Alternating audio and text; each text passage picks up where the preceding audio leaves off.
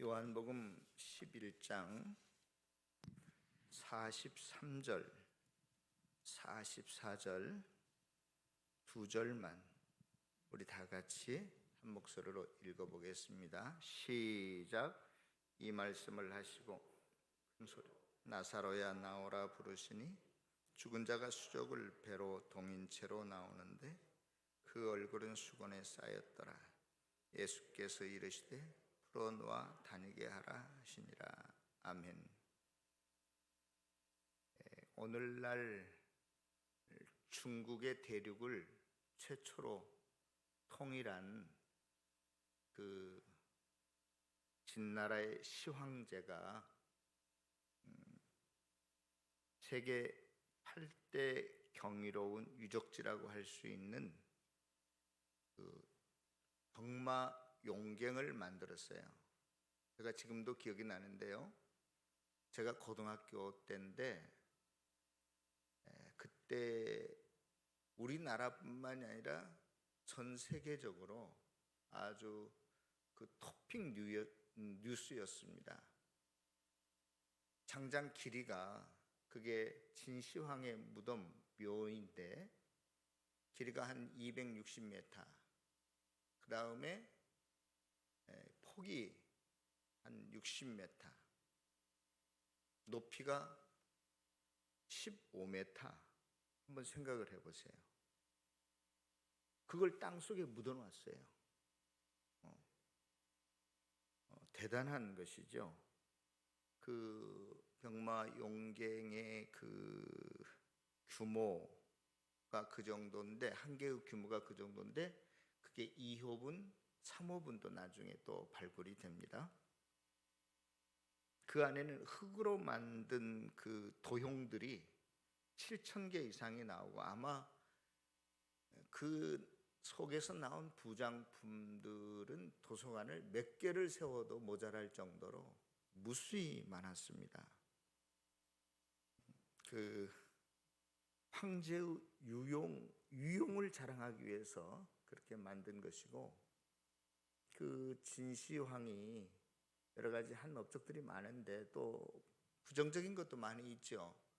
그 당시 그 진나라에 위배되는 그 서적이나 이런 것들을 다 불태워버렸고요. 그 당시에 또 자기에게 비난하고 반대하는 사람들을 460명이나 생매장했고, 또 여러분들 아방궁이라고 그러잖아요. 그 아방궁을 지은 사람이 진시황이었어요.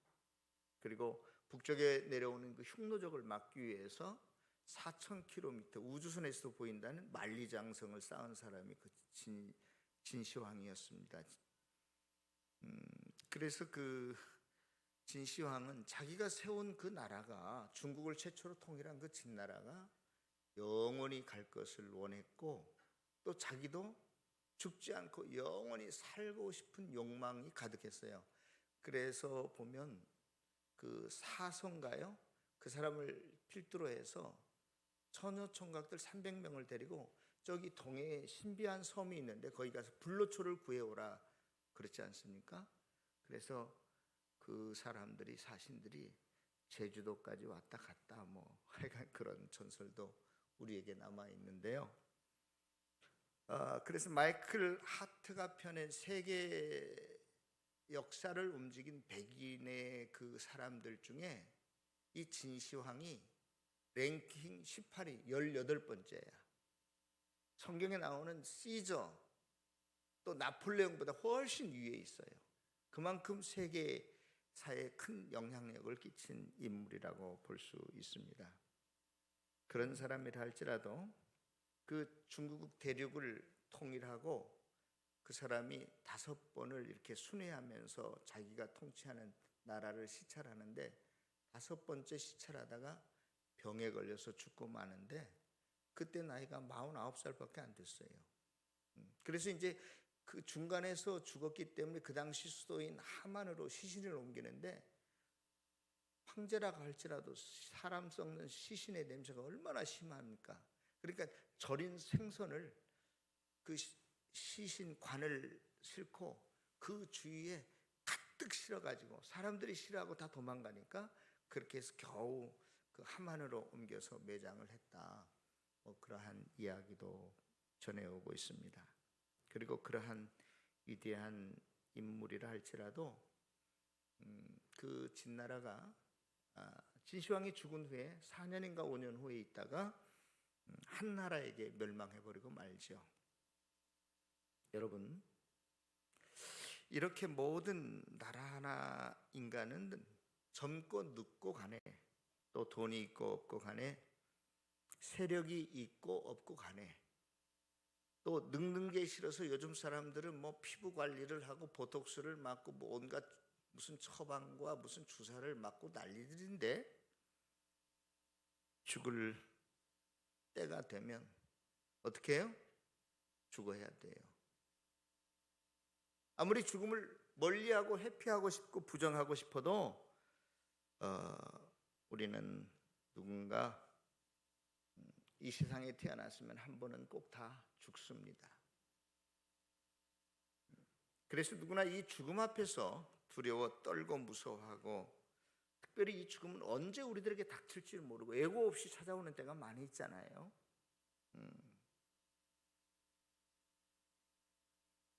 우리가 죽음을 옆에서 지켜보고 구경은 많이 했지만 내가 죽어본 사람은 이 중에 한 분도 없어요. 그래서 죽음이 뭐다라고 자신 있게 말할 수 있는 사람이 저와 여러분들 중에 하나도 없습니다. 그래서 이 시간에 성경은 과연 죽음을 뭐라고 말하는가? 하나님의 말씀은 이것에 대해서 뭐라고 저와 여러분들에게 이야기하고 있는가 하는 것을 좀 오늘 살펴보려고 합니다. 그래서 우리가 죽음을 어떻게 맞이해야 되고 준비해야 될 것인가, 우리가 그 대책도 한번 생각해 봐야 되지 않겠습니까? 오늘 본문인 요한복음 11장은 예수님께서 이미 죽어가지고 무덤에 장사해 놓은 죽은 나사로를 살리신 사건이 기록되어 있습니다. 요한복음 11장 여러분들 잘 알죠? 아마 이 예수님과 죽은 나사로의 관계는 특별했던 것 같아요. 그래서 예수님의 친구인 나사로가 죽었다, 성경 본문에 그렇게 되어 있고, 잘 아는 것처럼 마르다와 마리아가 그의 누이들인데 예수님과 친하니까 자기 오빠가 이 또 남동생이 병에 들었으니까 빨리 우리 예수님이 오시면 죽지 않고 살을 것 같아서 기별을 소식을 보냈어요. 그런데 그 이야기를 듣고 예수님께서 요단강 동편에 그때 계셨는데 이틀을 더 거기에 머무르십니다. 금방 와도 이거 죽기 전에 올까 말까인데 거기서 일부러 고의적으로 이틀을 더 유하시게 돼요. 아니 예수님 빨리 가셔야 되지 않겠습니까? 그랬더니 죽은 게 아니라 잠잔다, 그렇게 말씀하시고, 그리고 예수님이 이틀 후에 와보니까 이미 나사로가 죽은 지 3일이나 됐대요. 그런 상황입니다. 그래서 이제 이미 무덤에 장사를 지냈는데 예수님이 그 앞에 가셔서 나사로야 나오라, 그러니까 그 죽은 나사로가 살아나왔다는 것이 이제 오늘 본문인데요. 자, 오늘 이 본문을 생각하면서 우리가 한 가지 단어를 좀 생각해 보려고 하는데 뭐냐면, 우리는 보통 통상적으로 어느 분이 돌아가시면, 저도 교회에서 광고를 할 때 누구 어느 분이 소천하셨습니다, 그렇게 말을 하죠. 오늘 여러분들의 설교 제목을 보세요. 그게 부를 쏘자 하늘 천자예요. 하늘에서 불렀다, 하늘의 불리움을 당했다, 그런 뜻 아니에요? 하나님께 뭐 돌아갔다, 뭐 이런 이제 단어 뉘앙스인데요. 과연 이 소천이라는 말이 맞는가, 하늘의 부름이라는 맞는가? 우리 장로님 중에 한 분이 언젠가 저에게 목사님 이거를 소천이라고 하지 않고 별세라고 하는 것이 좋을 것 같은데요, 이렇게 말씀해 주셨지만 제가 그냥 습관적으로 이 단어를 썼고, 또 통상적으로 교회 안에서도 널리 이 단어가 사용되어지기 때문에 그냥 큰 의미를 두지 않고 저도 이제 소천이라는 단어를 썼는데요. 그런데 오늘 본문을 생각하면서 이 과연 이 말이 맞는가 하는 것을 내가 다시 한번 생각하게 됐어요. 나사로의 죽음을 과연 하나님의 부름으로 표현하는 게 맞는가? 그런 거예요. 여러분, 소천이라고 하는 것은 하늘의 부름, 하나님의 부름이 맞긴 맞은데, 인간의 죽음이 육신 호흡의 단절이, 물론 그 영혼이 하나님 품에 안겼다는 의미도 있겠습니다만은, 정확하게 그게 하나님의 부름이 맞는가? 이럴 때는 많은 좀 의문이 생겨요. 소천이라고 하는 것, 하나님의 부름이라고 하는 것, 우리가 이 세상에 살아있을 때 육신 몸이 제대로 그 기능을 작동하고 숨을 쉬고 심장이 뛸 때 하나님께서 부르시고 인간이 그 부름 초청에 그 하나님의 초청을 듣고 회개하고 하나님의 자녀로 다시 태어나고 중생 얻고 구원 얻고 거듭나는 사건을 가리켜서 하나님이 부르셨다, 그렇게 말할 수 있는 거거든요. 우리 육신의 몸이 그 기능을 모두 상실해버리고 없어져버리고 숨을 쉬지 못한다면, 죽으면 이 세상의 생을 끝나는 그날이면 더 이상 하나님의 부름이 없다는 것이 모든 신학자들의 정설입니다. 아니, 죽었는데 하나님은 어떻게 우리를 불러요? 하나님의 부름이라고 하는 것은 저와 여러분들이 살아서 생물학적으로 그 활동할 때 부르시는 거예요. 그래서 내가 죄인이구나, 내가 주님을 믿고 따라야 되겠구나, 그리고 거듭나고 하늘의 백성이 되는 게 이게 하나님의 부름, 소천의 사건이란 말이에요. 그런데 죽은 사람을 가리켜서 소천했다, 이건 조금 어폐가 있다는 것이에요, 정확하게 이야기하면. 그러므로 육체가 죽는다라고 하는 것은 하늘의 부름이 끝났다는 거예요. 끝났는데 왜 자꾸 소천했다고 그래? 그러니까 제가 우리 장로님 저에게 이걸 말씀해 주셨을 때 그냥 의미 없이 뭐 그럴 수도 있겠네 하고 지냈는데, 그런 건 아닌 것 같아요. 회개의 기회가 사라져 버리기 때문에 사람이 죽으면 더 이상 구원의 찬스, 기회를 잃어버리는 거예요. 그래서 죽기 전에 복음을 받아들이고 예수님을 영접하고 회개하고 하나님의 부름에 응답해야 되는 것입니다.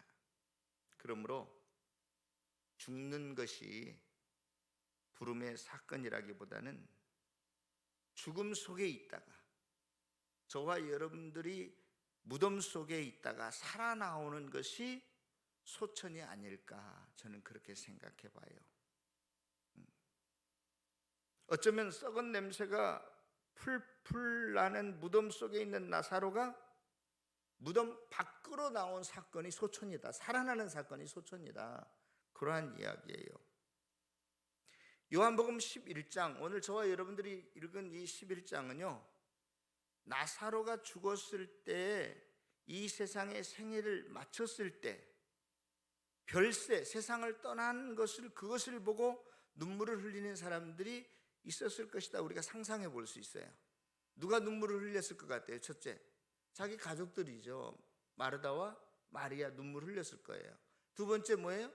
거기 문상원, 조문객들, 친한 친구나 뭐 친척들이나 가까운 이웃이 눈물을 흘릴 수 있어요. 그리고 유대 나라도 우리와 비슷한데 누굽니까?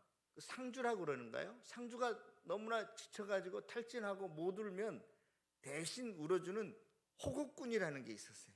아이고 대신 울어줘. 이스라엘 나라도 우리나라 문화와 비슷한데 그런 호국군이 대신 울어줬단 말이에요. 그런 사람들의 눈물이 있을 수 있어요. 그런데 이것은 제가 그냥 상상해 보는 것이고, 실제로 눈물을 흘린 사람이 있습니다. 누군가 한번 볼까요? 35절 한번 읽어볼까요? 누가 눈물을 흘리셨는지. 35절 시작. 예수께서 눈물을 흘리시더라.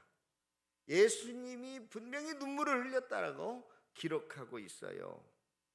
그래서 많은 성경학자들은 예수님은 우리와 똑같이 인성을 가지신 분이다, 이렇게 하고 끝내는데요, 여기서 인간의 감정, 인간의 속성을 가지신 예수님이다라고 말할 수 있죠. 그렇죠? 예수님께서도 이 세상에서 다시는 볼 수 없는 그러한 이별에 대한 슬픔 때문에 그 눈물을 흘리셨을까? 저는 그 말이 맞을 수도 있지만 아닐 수도 있겠다 생각해요. 왜냐하면 아까도 좀 전에 말씀을 드렸지만 예수께서는 나사로가 병들었다는 소식을 듣고 며칠이나 더 있다가 오셨다고요? 이틀이나. 그러니까 이미 거기 동편에서 여기 오니까 하루가 걸린 거예요. 그러니까 죽은 지가 3일이 돼버린 거예요. 그래서 이미 장례도 끝냈다니까요. 무덤 속에 갔다가 장례를 시신을 넣어놓고 장례가 끝났어요.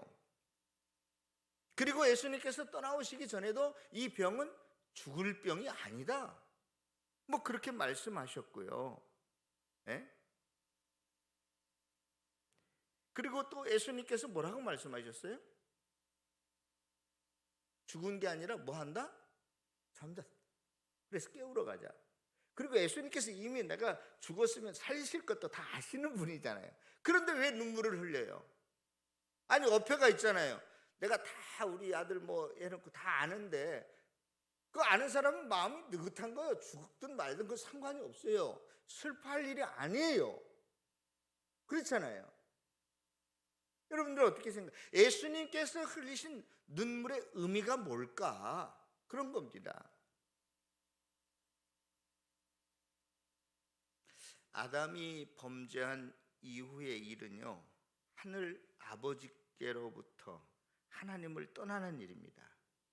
그래서 에덴 동산에서 어떻게 됐어요? 추방당했어요. 쫓겨났어요. 인간의 죽음은 이 세상에서 떠나는 일, 별세하는 일, 이별하는 일이기도 하지만, 그래서 사탄은요, 하나님으로만 채울 수 있는 저와 여러분들의 빈 마음, 심령을 다른 것으로 자꾸 채우려고 그래요. 범죄한 인간은 하나님으로부터 그 별천, 하나님으로부터 떠났어요. 하나님을 떠나는 일, 영적 단절을 우리가 맛보고, 그래서 우리의 마음속에 하나님으로만 채울 수 있는 영역이 있는데 항상 그것이 뻥 뚫려 있어서 파스칼 같은 사람은 하나님으로만 채울 수 있는 영역이 있는데 그게 뻥 뚫려 있는 사람은 항상 세상에 대해서 갈급하다, 모든 것에 대해서 허덕인다, 그렇게 이야기를 하기도 했지만, 아무튼 사탄은 하나님만으로 채울 수 있는 우리의 심령 속에 이 세상을 심어주고 이 세상의 온갖 것들로 인해서 대신 즐거워하고 만족할 수 있도록 우리를 꼬드기고 속입니다.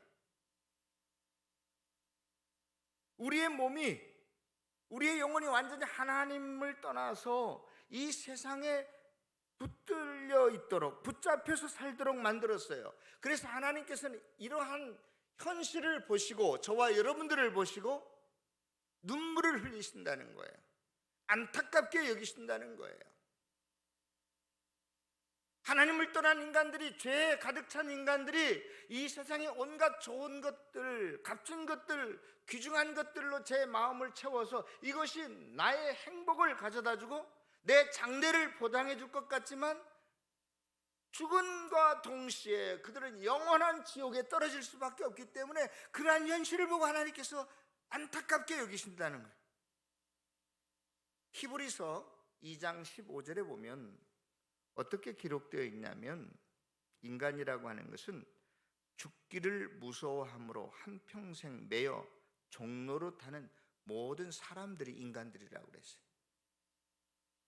저와 여러분들은 안 그런 것 같지만, 겉으로는 멀쩡해 보이지만 하나님을 모르는 사람들은, 하나님을 떠난 사람들은 다 사탄에게 붙들린 바 되어 있고 사탄의 종노릇하고 있고, 죽음 앞에서 실제적으로는 돈이 많은 사람 뭐 끄떡없는 것처럼 말하고 자신만만하게 행동하지만 다 두려워한다는 거예요.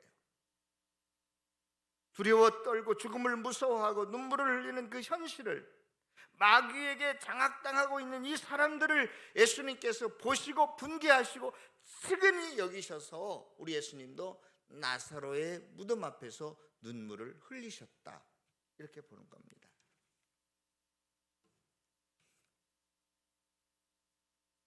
하나님 보시기에는 그 심령 마음에 하나님이 없이 세상에 얽매여 있고, 돈에 얽매여 있고, 건강에 얽매여 있고, 명예에 얽매여 있고, 자기 직장에 붙잡혀 사는 인생이 죽은 사람인 것이죠.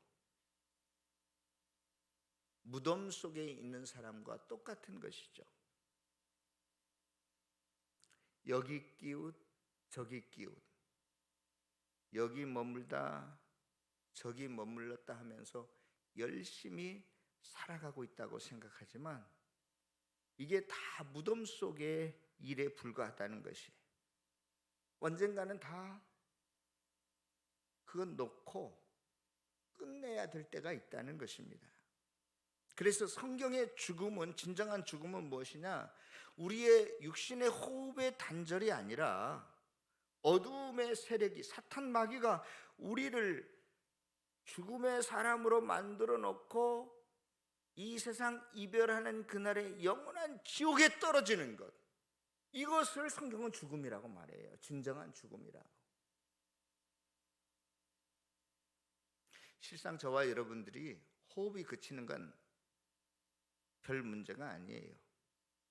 영혼이 지옥에 떨어지는 것이 그게 얼마나 중요하고 무서운 일인지 모릅니다. 그래서 모든 인생들은 어쩌면 나사로처럼 그 지옥에 상징되는 그 무덤 속에 죽음에 갇혀 있는데, 그 죽음에 대해서 죽는 것이, 그 죽음에서 빠져나오는 것이, 예수님께서 나사로야 나오너라, 그래서 나사로가 살아나오는 것이 소천이고 하나님의 부르심이고 구원이고 영생 얻는 것이라는 것입니다. 믿습니까? 그러면 남은 숙제가 하나 있는데, 그게 뭐냐? 우리가 나사로의 무덤 속에 살고 있는 것 같은 나의 삶의 현장을 하나님이 나사로야 나오너라 불러내시는 소천의 사건으로, 생명 구원 얻는 사건으로 어떻게 바꿀 수 있는가? 오직 십자가만을 통해서 바꿀 수 있다는 것이에요. 아까도 좀 전에 제가 히브리서 2장 15절을 말씀을 드렸죠. 예수님께서 십자가에 달리신 이유는 그 마귀를 멸하시고 죽기를 무서워하는 종로로 타는 모든 인간들을 거기에서 해방시키기 위해서 예수님께서 십자가에 달려 고난을 받으시고 죽으셨다라고 말하고 있어요. 그래서 이 요한복음에서는 이 죽은 나사로가 그 무덤에서 나온 살아난 사건 직후부터 나오는 사건이, 요한복음 12장부터 나오는 사건이 뭐냐? 끝까지 예수님의 십자가와 관련된 일이고, 십자가 사건을 끝까지 이야기하고 끝내요. 의도적으로 요한복음은 이 나사로의 부활 사건이라고 그럴까요? 아니면 죽음에서 건지움을 받은 이 사건이 생명과 연결되어 있는데, 이 생명 얻게 하는 사건이 뭐냐? 십자가 사건이라는 것을 말하기 위해서 12장부터 계속해서 12장에 나오는 내용이 뭐냐? 그 종려주일 사건이거든요. 그리고 13장이 뭐냐? 예수님이 죽으시기 전날 밤 내가 너희들을 떠나야 되겠다. 그러니까 어디로 떠나세요? 놀래가지고. 14장에 나가면은 내가 곧 길이요 진리요 생명이다. 15장에서 마지막 날 밤 제자들과 성만찬하다가 주님께서 유명한 설교를 하셨는데, 그게 어떤 설교입니까? 나는 포도나무요 너희는 가지니, 너희가 내 안에 붙어 있을 때 많은 열매를 맺고 하나님께 영광을 돌릴 것이다. 16장은 그 일을 성령님이 하시고, 오늘 저와 여러분들이 큐티한 그 본문 내용이 뭐예요? 예수님의 십자가를 통해서 하나님 아버지께서 영광을 받으시고 나도 영광을 받고 나를 따르는 제자들 너희들도 영광을 받을 것이다. 뭘 통해서? 십자가만을 통해서. 그러므로 사랑하는 성도 여러분, 저와 여러분들의 진정한 죽음은 지옥에 떨어지는 것인데, 영원한 죽음에 떨어지는 것인데, 거기에서 저와 여러분들을 건져내고 살리시는 하나님의 부름의 사건, 구원의 사건이 십자가를 통해서 이루어진다는 사실을 깨닫고, 오늘 고난주간을 맞이해서 저와 여러분들이 다시 한번 이 십자가 굳게 붙들고 십자가 바라보고 십자가로 승리할 수 있는 저와 여러분들이 다 되시기를 주의 이름으로 축원합니다. 예수님의 십자가만이 죽음에 있는 저와 여러분들, 나사로처럼 하나님께서 다시 살리는 사건임을 설명하고 있다. 이 요한복음 나머지 전체가.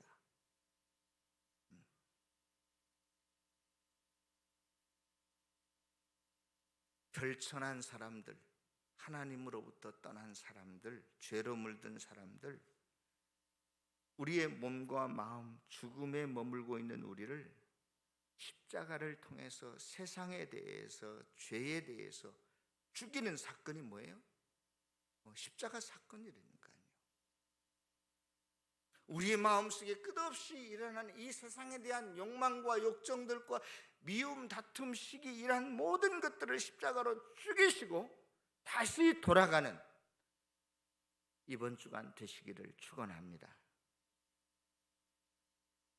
여러분들이, 저와 여러분들이 십자가를 모르고 백악관에 들어가서 산들, 청와대에 들어가서 산들, 버킹엄의 궁궐에 들어가서 산들, 이게 무슨 소용이 있겠어요? 거기가 곧 십자가 없는 그곳이 무덤이라는 거예요, 성경은. 네? 대그룹의 회장실이라 할지라도, 백평아파트에 산다 할지라도, 좋은 직장이라고 할지라도 십자가 없으면 그게 무덤 속이에요. 네. 그러나 우리가 예수님의 십자가를 사랑하고 믿고 의지하고 그것을 받아들이고 영접한 사람, 세상에 죽은 사람이요, 내 주 예수 모신 것이 어디예요? 초막이나 궁궐이나 하나님의 나라라고 고백하면서 남은 생애를 살아가게 될 줄로 믿습니다.